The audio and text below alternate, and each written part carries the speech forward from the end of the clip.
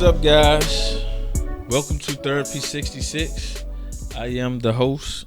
I am Brother Charles.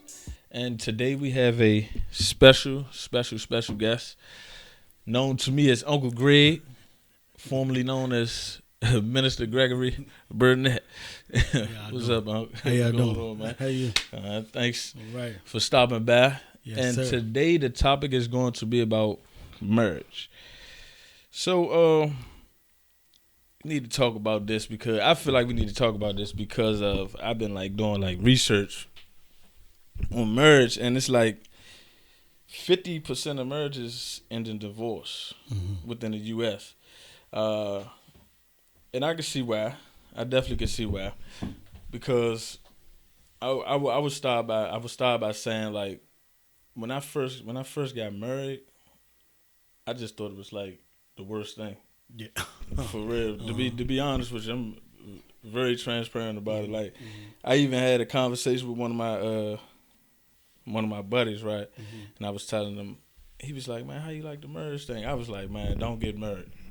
Do not get married." This was the first year with them me getting married. So, but to say that, with all that being said, though, I'm pro marriage now. So it made me a much better person. You know what I mean? So and with God in between it, and I had to learn that you got to keep God in it to keep it together, which is the root of the marriage. I mean, if you ask me, but however, I'm gonna ask you though. I wanted to ask you a question, and it's what made you wanted to get married? First and foremost, like you said, if 50% of marriages end in divorce, then typically those marriages end with families splitting up. Right. You know, typically kids are involved. Right. So by the time I was 3, my parents were divorced. I didn't grow up in a God-fearing household. You know, even though I had a praying mother over there, but we wasn't raised, in holiness or anything like that. Right. But by the time I was 3, they were divorced. So when I gave my life to Christ, even though my first 2 kids are out of wedlock, Naja and Greg, one of my first goals was to bring my family together. Okay. And I wanted to raise my children. I wanted to give them what I didn't have. Right. And that was a mother and a father present in the home. Okay. So that was my main goal. And the fact that having 2 kids out of wedlock, my wife was a good girl. I mean, I set her up for failure, but in all actuality, she was a good girl. She wasn't in these streets. You know what I'm saying? She was brought up, in church. I knew where to find her if I was looking for her. She was either in church or in the house. Yeah. You know what I'm saying? So she was a good girl, and so I saw that, I valued that in her, and with everything that I took her through, once Christ brought me into the fold, that came to the forefront of my mind. I want to marry her. I want to bring my family together. I want to raise my kids. I don't want to be a status quo kind of, she got a baby daddy, he got a baby mother, right, 2 right, kids, they torn, all of that kind of stuff. Right. How long you been married? Huh? 23 years. 23 years. of them. We have been together technically 33 years. For real? We've been knowing each other since elementary school. That's longer than I've been. That's older than me. That's older than me. I ain't know that. Yes, we met. We got acquainted with each other just a little bit. In Malcolm X, I was in the 6th grade. She was in the 4th grade. Man, she didn't like me on the onset. I'm chasing her little chocolate butt around. She's looking at me talking about, "Don't touch me." Yeah. And probably by the time I was going into the 8th grade, we bumped back into each other. Just a random occurrence, and when we exchanged each other phone numbers, because she remembered my face, because her and my sister were in the same class in the 4th grade. Oh, okay. And she was on me for real. She just, hey, don't you got a sister named Danielle? Yes, I do. And from that point forward, 1988. Yeah, that's definitely that's a blessing, man. we actually been married going on 6 years now. So it's been like I tell a lot of my buddies, because I got a lot of friends a couple friends that's not married that I talk to on a regular basis, and I just encourage them, God will bring you your wife, and because to me it really, really, really, and I tell everybody this, like, my wife has made me a better man. Mm-hmm. Like, I don't know how much more I can stress that, Mm-hmm. and I don't think I don't know where I would be without her in life, what I mean? Because it turned my whole life around. Mm-hmm. I'm talking about from drinking, alcoholism. That's just that's another topic for a whole nother podcast. But just that though, man, she turned my life around, and what she did was she prayed for me throughout the marriage. You know what I mean? She prayed for her marriage, and with me even growing up in church, I strayed away, but God put her in my life and brought me back closer to God. You know what I mean? And it's definitely it's been amazing, and it's been an amazing ride, and I'm definitely down for it, man. I tell everybody, marriage will change your life. It'll definitely make you a better person. So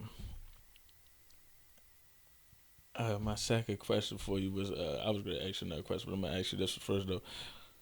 Marriage, to me, right? I was like, marriage is like one of the hardest things in life, in my opinion. What do you think? What do you think about that? Like, I on the onset, you would think it's hard, and actually, it's not that marriage is hard.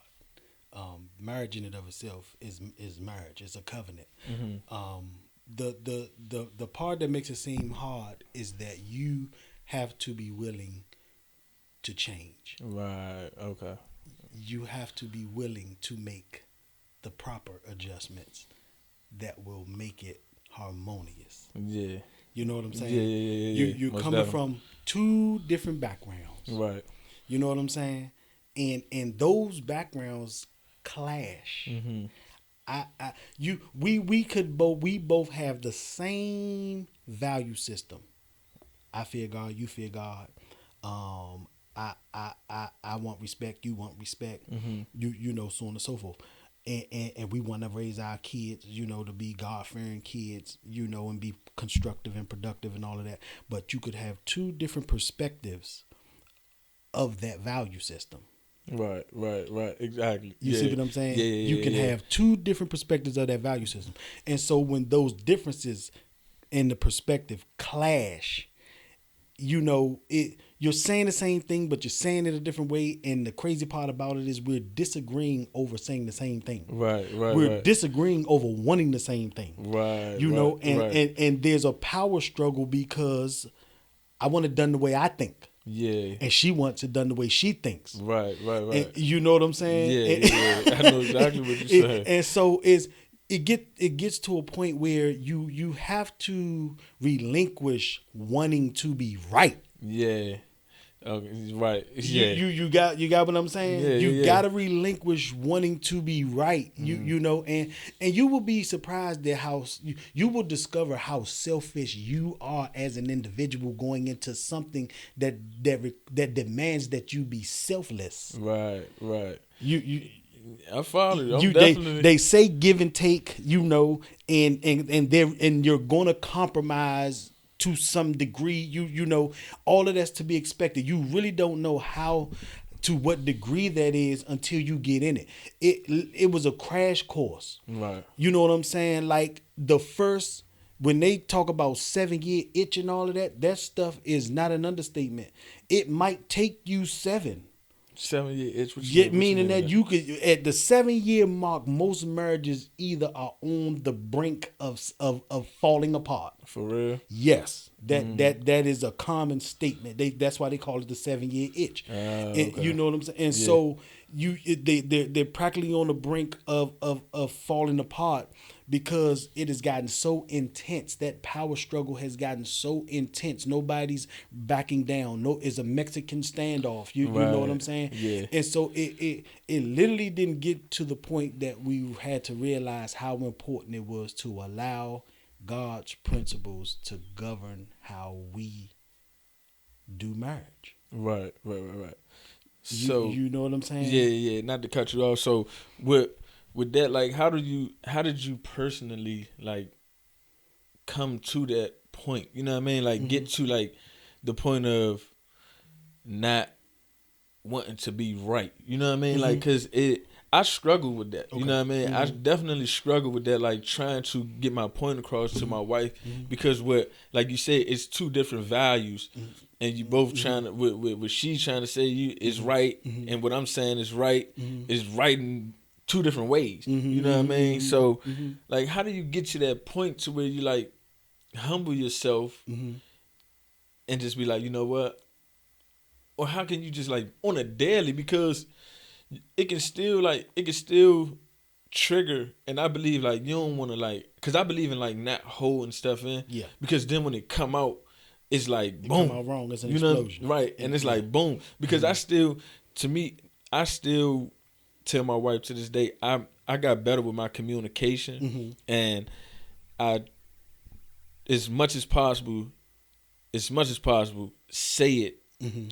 Try my best to say it the correct way. And sometimes when I don't know the words to say, I don't say anything. Okay. You know what I mean? Yeah, So, yeah. and sometimes it build up a little bit when I don't say anything, but I know that I'm doing it for the sake of, I'm not arguing. You know what I mean? So Gotcha. I'm not arguing, but how do I, how do we come to an agreement and emerge, you know what I mean? To like really just come to an agree to disagree. I guess is what I'm saying. But like on a personal level, how did you build? You know what I mean? That It was some parts of it that weren't worth the back and forth. You know, it like scripture talks about not arguing right, and debating. right. You know, and so one thing we got to keep in check, especially as men, women too. We got to keep the ego in check. Right. Yes. The ego is tied to the flesh. Right. It really is. It's tied to the sinful nature. And so ego loves to relish in being right. Yeah. I'm trying to tell you. Yeah. Ego loves to relish in thinking that you have the right answer. Right. All the time. Right. You know? Yeah. You know what I'm saying? So learning how to respect her opinion. Or you know, and say, okay, I hear what you're saying, and the reason why I'm saying what I'm saying is because this is what I'm thinking. Right. Intention behind what you're saying it plays a big factor too. Right. I'm not saying what I'm saying to make you feel like you're stupid and you don't know what you're talking about. Right. You know what I'm saying? Yeah. I hear you. You know this. I'm saying what I'm saying because this is where my mind is at. Understand this: we don't think alike. We're not supposed to. Right.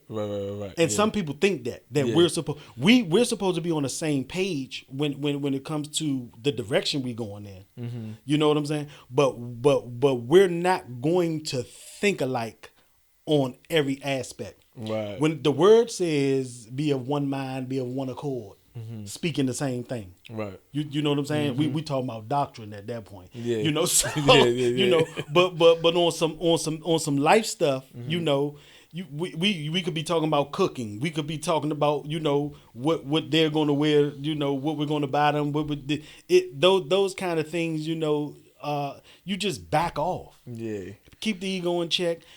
Don't think that everything that she says to you is her challenging your manhood, Right. your headship, as you know, all of that kind of stuff. You know, you stop taking stuff so personal. Right. Yeah, definitely be on a personal level. I really had to grow in that aspect too, because I'm like, I definitely took everything personal, and I just always thought I was right. And not saying I wasn't. It's just that I had to learn how to value her input. really listen to her when she talk and not cut her off. You know what I mean? Listen before I respond. Like, and I'm still learning these things. Like, it's like a daily thing. You know what I mean? Daily on the daily, and I'm every day. But that's why that was a reason for me even starting this podcast. Okay, Is to bring guests, family like you on here that I know is knowledgeable in the word that can help me, and not only that, put it on this platform so we can help somebody else. Yeah. You know what I mean? Because it's stuff like this really needs to be talked about. You know what I mean? But my other question was, do you ever think you can really prepare yourself for marriage? To some extent.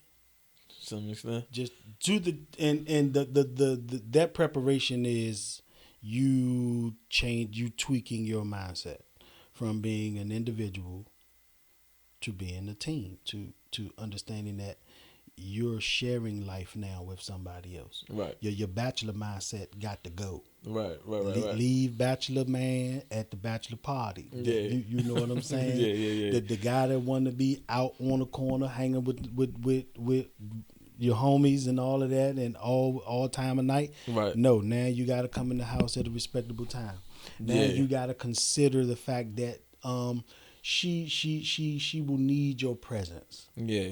Your kids will need your presence. You know, that's the adjustment. That's the preparation part. That the part that you now have to relinquish a lot of the individual mindset, because now you're taking on the duties of a husband. Right. And you know what I'm saying? Yeah. And that's just more than you just paying the bills. Right. It's more than you just going to work and being a provider. Some people work too much. Yeah. I understand what the priority is, but that needs to be leveled out and prioritized, because she needs you there, not just to go to sleep, to wake up, to go to work, to go come home, to go to sleep, to wake up, to go to work. And yeah, the bill's being paid, and she should know that you love her because she's taking care, you're taking care of everything, and you're doing what you need to do. But sometimes she needs you, your ear, your voice, your physical presence. Right. You know, you got to relinquish. Part of that preparation is you got to say bye-bye. Right. Yeah. Definitely. To them. Definitely. To the side pieces. To everybody straggling along. You, mama, daddy, all them. Yeah. Definitely. That's part that preparation. You're going in with the right kind of mindset. Right. And that's good information too, though. That's definitely good information, because I used to, when I first got married, I used to hang outside.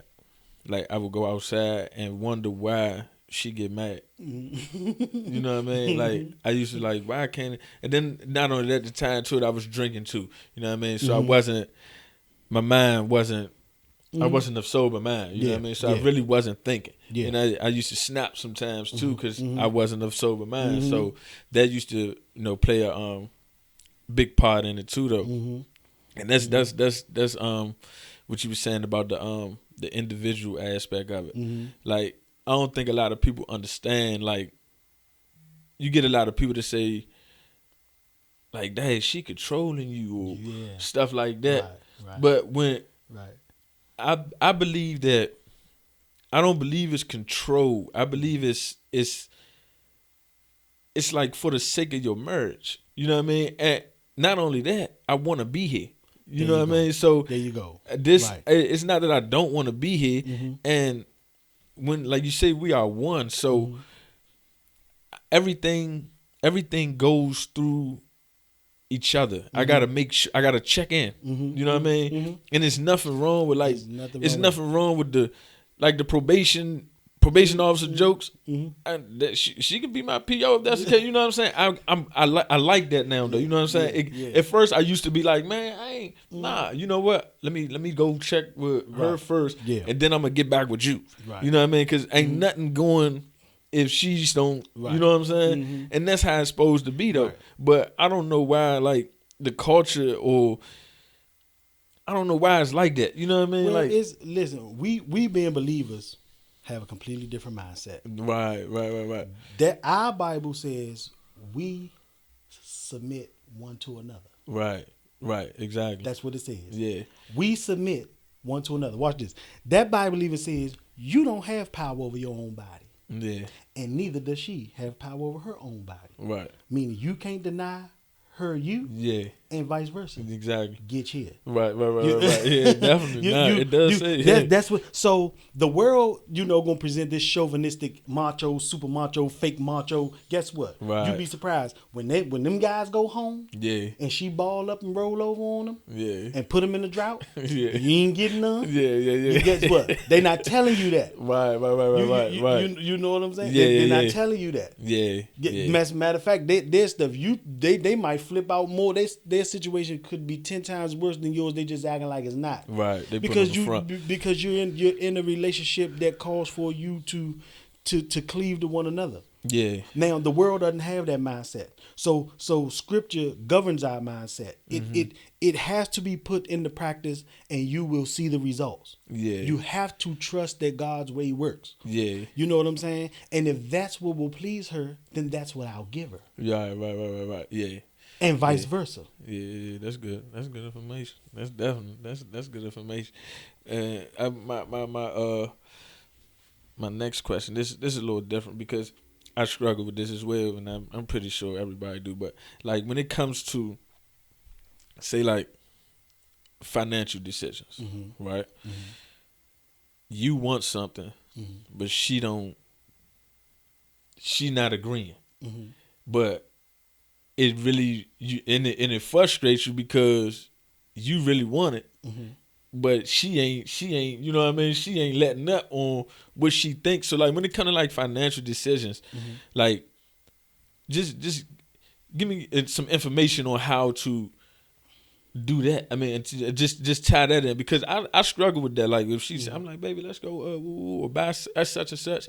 It ain't even. I mean, not little stuff. Maybe it's like a big financial decision. You know what I'm saying? So stuff like either financial decision, finances is finances either way. So it's y'all money now. You know what I'm saying? So I don't make, like I said, I don't make no decisions without her. So I'm bringing it to her, and it still frustrates me because I'm doing it the right way. Right. You know what I mean? But if she disagree, I may be upset. So how can I go about stuff like that though? With money, in a perfect world, they will have you to believe that it's all in one pot.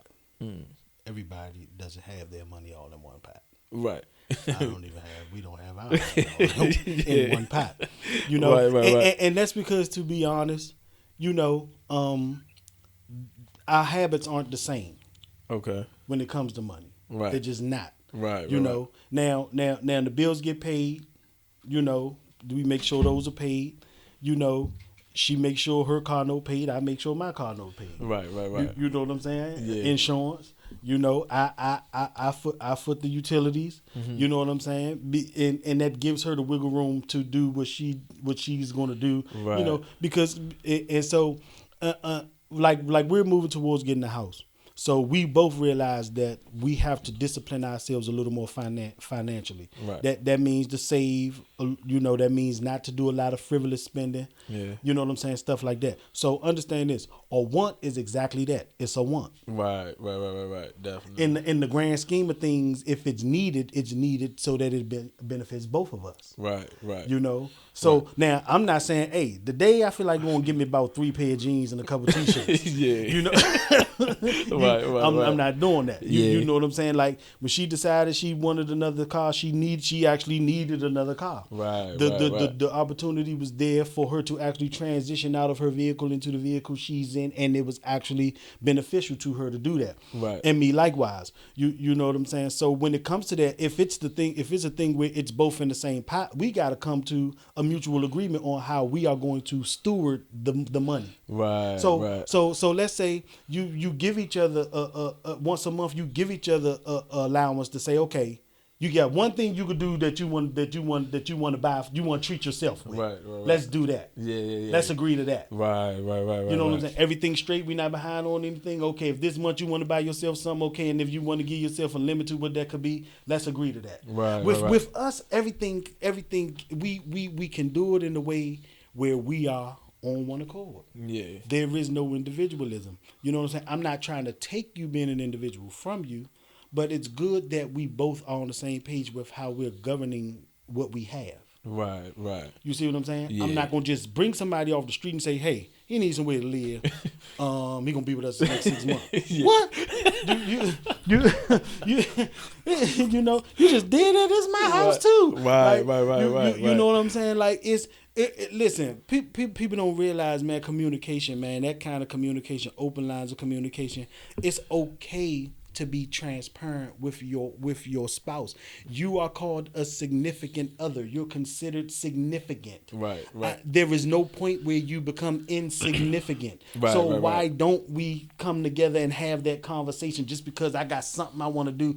So at that point, if you can't be open about it, you're being selfish. Right. You know what I'm saying? Mm-hmm. Yeah. And so that's basically what it boils down to. Let's come to a mutual agreement. Right. That's it. Let's just come to a mutual agreement. Right. You know, because sometimes I know you want some stuff too. So like I'm just saying. Yeah. Yeah. Most definitely. So y'all, that's the way y'all. You mean y'all agree to, like you said, you run. That's the way things run, and it works. You know what I mean? And it works. That's good. But see, back to like the individualism thing, right? Yes. Because that's big in marriage. But when it comes to that and being like independent in marriage, how like say like, is there such thing as needing time to yourself in marriage? Sure. Okay, cause like being like being like, how can I put? I'm trying to find the words to say, but so just touch on that, like being like independent in marriage, like being like time to yourself. Like I need to go. You know what I mean? Is there anything wrong with like me going to like, you know, let me go ride real quick. I just need some time to myself. Not even in the aspect of like you just got finished arguing and I need to leave the house, or you know what I mean? Maybe I just want to go kick it with so and so. You know what I mean? Brother so and so. Even if the church, or I mean even just somebody that I talk to, I just want to go, you know, chill with them for a second. So because I used to struggle with. And I'm gonna tell you why, and I believe this probably why I struggled with it in the beginning, is because I wasn't faithful. Got you. You feel what I'm saying? So me trying to go say I'm doing this, even if I really was doing it, the trust factor wasn't there. You know what I'm saying? So and that's the only reason why that'll be a challenge. The trust factor. Yes. Yeah. And you know what? I just answered it in my own when I just thought about it. Listen, with 2 or 3 gathered, God, the Lord Christ bring understanding. Yeah. People don't know He function like that. He'll talk you to the solution. Yeah. He'll help you pinpoint where the issue lies. Yeah. I definitely and that's another thing I'm gonna touch on too, though, because it's a lot of infidelity in marriages too. So I wasn't always faithful in the beginning. So that's why I couldn't go had time to myself, you know what I mean? And even when I became faithful, it was still like, because the trust thing, I thought to myself like, well, man, that been happened. You should be over that by now. But it's no time limit on when somebody can build that trust back with you after you done broke it. You know what I mean? So I had to realize that too. So I'm like, I'm gonna just stay in the house. You know what I mean? I'm gonna sacrifice all of that. You know what I mean? If I'm gonna go do something, I'm gonna go play basketball in the morning. I'm gonna come right back. You know what I mean? She know, but now she know. You know what I'm saying? We ain't even there with it no more. But those are things that I have dealt with that I know people are still dealing with. But that trust thing, man. That trust thing is big. Yes, and that's why I was gonna say it's really not a thing about being independent. You're together always. Right. It's never a time where you're not married. Right. There's never a time when you're not a husband. You know, all you're doing is taking some time to do what we do, being social. Right. We're social people. Yeah. I don't want to look at her all day. yeah. It's some stuff I can't talk about with her. Right. I can't talk about her with her. Right. I want to kick it with the homies and say, man, I'm trying to tell you, man, she got on my nerves the other day, bro. I like to pinch her. I can't tell her that. I could tell her that, but I don't want, Right. But it's listen, when you look at the Proverbs 31 woman, it talks about how her husband is sitting in the gate with the elders. Yeah. That's him sitting around and they chopping it up. So Right. And she's in the house doing her entrepreneur thing. She picking out stuff. She making stuff. She baking stuff. She got the kids around her, watching her do what she do. You know what I'm saying? We're social people. You should have a social life. Right. Okay. You should be able to fellowship. Yeah. And it not be a thing where the relationship is threatened by that. Right. Because you don't know how to govern yourself when you're by yourself. Yeah. You know what I'm saying? Right. Yeah. By all means, please do something with yourself. Before you get on their nerves. Right. The pandemic, I believe, put a strain on relationships because some people were like how you said, they weren't faithful. Right. And so they couldn't move around like they were accustomed to, because you couldn't go into the office and double move and go get a quickie and some lunch. Right. You know what I'm saying? You had to sit there and be there, and now you actually had to sit down and nurture what you have. Right. And if you weren't genuine in that, it collapsed. Yeah. A strain was put on it that just caused you to say, man, people were getting quick divorces. Yeah. I'm talking about if we agree, you agree, sign the ink, boom. I'm talking microwave divorces. You didn't even have to. Look, we got kids, no kids. You want to pay child support? Alimony. Okay, time to. Listen. This doesn't work when you're not genuine. Yeah. I am so sincere when I say that. It doesn't work when you're not genuine. You can't be pretentious with God and have a fruitful relationship, have a fruitful walk, a fruitful, faithful walk with God. If marriage and your relationship with Christ go hand in hand, they are to mirror each other. Yeah. You can't be no faithful to her than you are to him. Yeah. Right.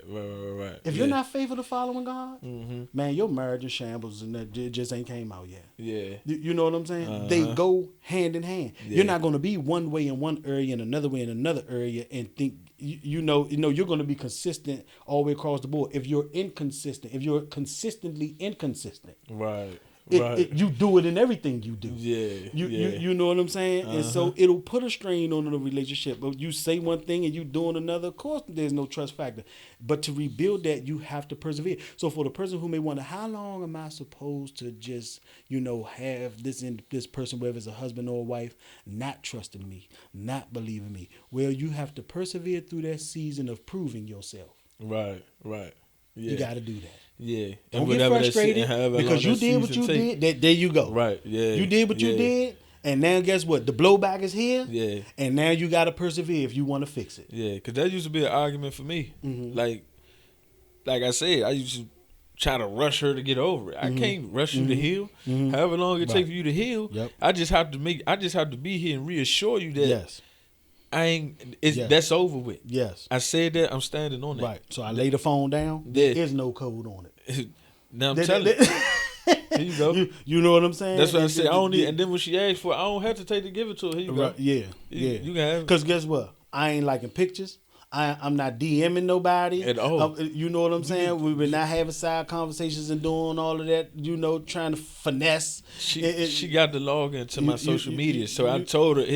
She said, and then that was one of the things in the beginning. She said, give me your login, and it was I could tell she was testing me too. I was like, I was like a millisecond hesitant too. I was like, hey, you can have the jump. I even changed it to the password that she used. Yeah, you know what I'm saying. So you will know what the password is. Right. I'm not tripping on that. That's why like for now, like I fast from social media. She don't even be on social media. Yeah, but I take time to fast from social media and because it's distracting. You know what I mean? So I'm making my business. I'm making it my business to be on there just for business because it's a lot of distractions on there, man. And if it really ain't pleasing to God, I don't like to do it because it's a lot of temptations on there too. Yeah. You know what I'm saying? But you know what though? If you pay attention to the social media, it caters to your impulses.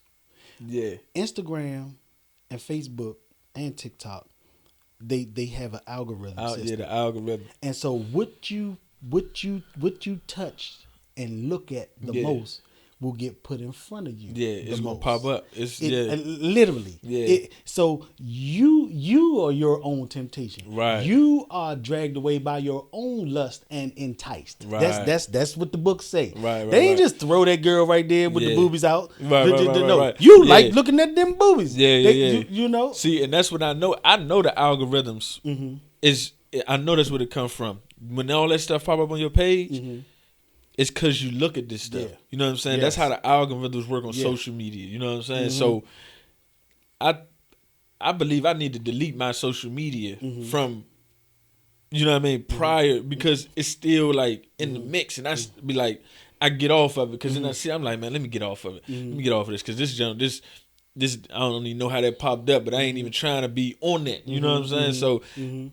I'm definitely, that was a decision for me to like really, I'm thinking about redoing my social media just because of the algorithm. So with that being said too though, like let's talk about that. That was another question too, the temptations and the lust. And how do you deal with that when being married? Because like I used to try to tell kid, man, my eyes, you know what I mean? I mean, I can see. I mean, you want me to walk straight? I mean, I'm not turning around. But I used to try to like justify me.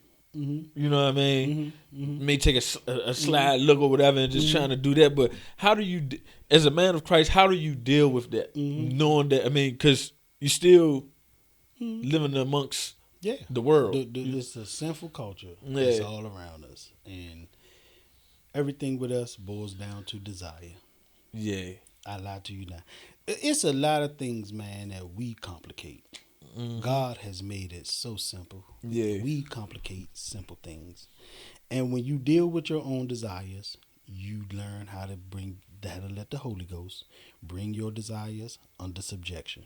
Yeah. You're not going to look as long as you don't want to look. Right. Literally. Right. If you don't want to eat Brussels sprouts, you ain't going to eat them. The day you decide, Brussels sprouts good. Yeah.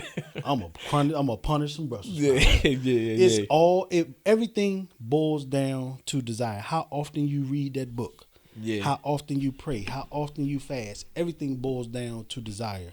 The will is what turns everything. And if we let the Spirit of God govern our will, a lot of the things that we struggle with diminish. It don't go away. Yeah. It diminishes. And you get to the place where you're walking in a deliverance that comes from following God faithfully. Yeah. It just becomes who you are. Right. There is no struggling with the things you don't want to do. Right. Literally. There is no struggle in the stuff you don't want to do. But if you're wrestling with still wanting to. Right. That's just what it boils down to. Right. If you're still wrestling with wanting to, you're going to find a way to gravitate to it. Right. You will find a way to gravitate to it. It's there. You're going to see. But does that scene trigger you to be like, good, oh my God. And you thinking about that going to bed later on. You know what I'm saying? You're going to see. Man, I would never forget, man, I found that Bishop Joseph Weber said this. We were having a real conversation with Bishop one day. We asked Bishop about that same thing. Bishop said, you got to learn how to see and don't see. Right. And then if you look, you got to say, you know what? That's not for me. Right. She not for me. Right. He not for me. Right. I already got one at home. Yeah. You know what I'm saying? Yeah. We got to get to a place, part of that is getting to a place where you are content. Being satisfied with what you got. Right. It don't look like everybody else. It don't feel like everybody else. Ain't shaped like everybody else, but that's mine. Right. Yeah. And you cast your affections on what you have. Yeah. And you're not torn in between somebody wanting something else on the side. You're not torn between that. It's the same thing with Christ. When you cast your affections on God, you have no desire for sin anymore. You don't want to go to the club. You're not trying to hang on the corner. You're not going to grab a bottle before you make it back into the house. You're just not doing it. Your affections aren't there anymore. Right. It's on pleasing Him. It's on pleasing her. Right. You know what I'm saying? It's the desire really is what gets the ball rolling. And as long as you're torn in between what you want, you're gonna have those struggles. You're gonna have those struggles. Hey, that's good information. So, Dag, that's good. I learned a lot today, and for like, I would say for like somebody that's watching this now, right? What words of encouragement you can give like a married couple that may be going through, you know what I mean, these things that we have talked about today? I mean, you didn't have to go long, but how can you summarize it, or just some words of encouragement to a married couple or a couple that's thinking about getting married or period, relationship period? I mean, where you started out saying that 50% of marriages end in divorce. That's not supposed to be the case in the church. Right. Because God gave us reconciliation. He gave us principles of reconciliation. If you're not going to be faithful, it's not going to work. It just flat out, it's just not. Right. And you both have to commit to being godly. Right. I'm so sincere when I say that. And that's why marriages in the body of Christ collapse, because somebody stopped being committed to being godly. Yeah. Being committed to God and demonstrating who God is. There's a disposition for the man, there's a disposition for the woman. The book spells it out. Yeah. Makes it plain. You don't have to have no gray area, you don't have to be trying to guess at this. Right. And if you trust those things if you trust that the outcome that God desires for it will come to pass, your marriage is going to be fine. Right. It will be fine. We're not the world. So if you're a believer, your marriage can work because Jesus works. Plain and simple. It won't be a statistic that you got married and you were too young and all of that. I was married at 23 going on 24. Yeah. That's young. Yes. That's I young. gave the best. Listen, most people consider that being in the prime of their youth. Yeah, exactly. I bailed out. Yeah, definitely. You know what I'm saying? Yeah, that's what they say. Somebody say, man, you did that so young, man. What you? I knew what I wanted. Right. Exactly. I knew what I wanted. Yeah. You know what I'm saying? Yeah. And that didn't mean that it didn't come with any challenges. It came with those challenges, and that's the part you can't prepare for. Life throws curveballs. Right. Things surface. Yeah. You know what I'm saying? Things will spill over into your relationship because of who you're connected to, family-wise, friend-wise, and all of that. Right. Those are the things you can't prepare for because they happen so suddenly sometimes that all you're trying to do is find a way to corral a situation. Yeah. You know what I'm saying? Yeah. And do what God may desire for you to do. Sometimes it may be that you don't need to be bothered with that because that's going to affect your house. Right. Yeah. You know what I'm saying? Yeah. So that's what I'm saying. Like we has to be the priority. Me and Jesus and me and my spouse. Right. Has to be the priority. If that's not the priority, it's going to be in shambles. Yeah. And there you go. There you go. That's good information.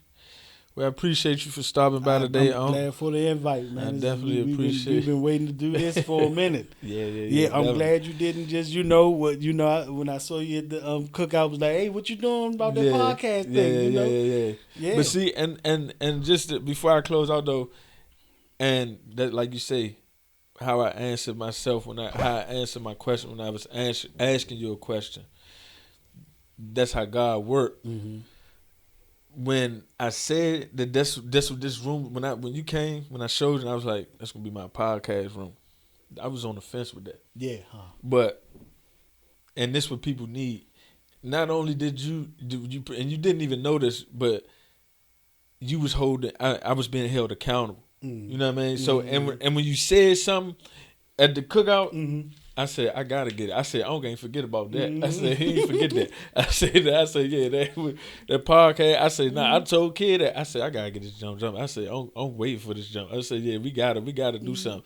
But yeah, I definitely appreciate you for stopping by and keep asking me when I'm gonna get the podcast started, because you definitely gave me a spot. And the name is timely. Yeah, because people need help. Yeah, and I'm serious. Yeah. Believers need help. Yeah, definitely. Because look, I'm gonna talk about the name too, because I didn't even have a name, and God gave me the name.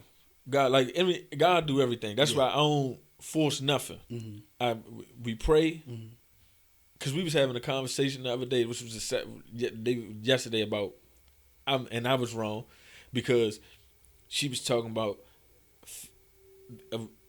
she was talking to me in faith, right? She was talking to me in faith, and I'm sitting here talking about realistic, and she like, faith is realistic. Yes. You know what I'm saying? Yes. And when she said that, I said, you know what? I said, calm my spirit all the way down, because I said, you right. I said, you right. I said, I ain't even, it's nothing else to talk about. You know what I'm saying? Because that's what it is. You know what I mean? Faith is realistic. That's our realistic. Right. It's ours. So I the name, it just can't, I don't know, because like I said, I never knew that there was 66 books in the Bible growing up, for real. And I listen to rap. I listen to gospel rap. Yeah, me too. I don't listen to the, I guess what they call secular rap. So, and I hear a lot of the rappers say 66, and it kind of dawned on me, because I heard one of them say, like, take the 66 from the hip. I'm like, hold on, what are you talking about? I'm like, he talking about the 66?